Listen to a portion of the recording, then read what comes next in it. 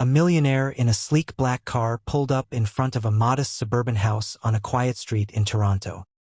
He hadn't been here in years, not since the bitter divorce that had torn apart his marriage. Yet, today he was here for one reason only: to see his 8-year-old son, the boy he had left behind when money, pride, and ambition became more important than family. As he stepped out of the car, his chest tightened. He had everything: luxury, power, success, but he realized he had nothing that truly mattered. With shaky hands, he walked toward the front door, unsure of what kind of welcome awaited him. His ex-wife opened the door, and the tension was immediate. She looked tired, worn down by years of single parenting, yet her eyes were sharp with resentment. "What are you doing here?" she asked flatly. He swallowed hard and whispered, "I came to see my son." For a moment, silence filled the air, and he thought she might slam the door in his face. But then, she stepped aside and let him in. The moment he saw his son, he froze. The boy was sitting on the floor, playing quietly with broken toys, his clothes a little too small, his shoes worn out. He wasn't the picture of health and comfort the millionaire had expected. The child looked frail, pale, and far too thin for his age. His heart dropped into his stomach. With all the money in the world, he had allowed his son to grow up like this, struggling without the love and support he desperately needed. The boy looked up, and for the first time in years their eyes met. "Dad?" he said softly, as though the word itself was foreign on his tongue. The millionaire felt tears sting his eyes. He had built skyscrapers, bought private jets, and stood at the top of the business world, but here, in front of his son, he felt powerless.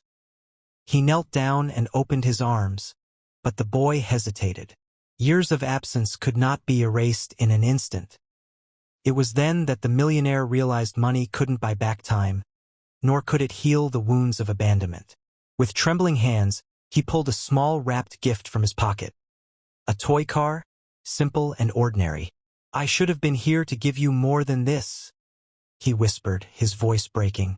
"But if you'll let me, I want to be here now every day." His ex-wife stood in the corner, watching silently. She had every reason to push him out, to tell him he didn't deserve another chance. But as she saw the boy inch closer, slowly slipping into his father's arms, she couldn't ignore the truth.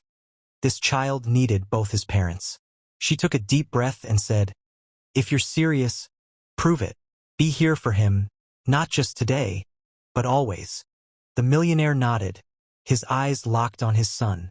For the first time in his life, he made a promise that wasn't tied to business, money, or success. It was a promise to love, to show up, to protect. From that day on, he didn't just send money or gifts. He came to soccer games, school plays, and doctor visits. He became present in ways he had never been before. The road wasn't easy. His son didn't trust him fully at first, and there were countless moments of doubt and anger. But over time, through consistency and love, their bond grew stronger.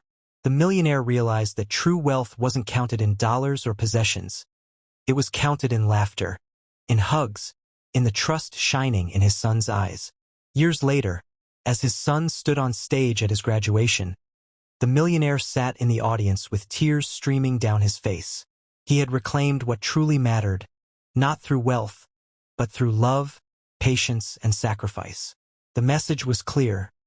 No amount of success means anything if you lose the people who matter most. Family, no matter how broken, can heal when love and effort are stronger than pride. Would you like me to also shorten this into a condensed YouTube-style narration draft, about 4 minutes spoken length, so you can use it directly for your video?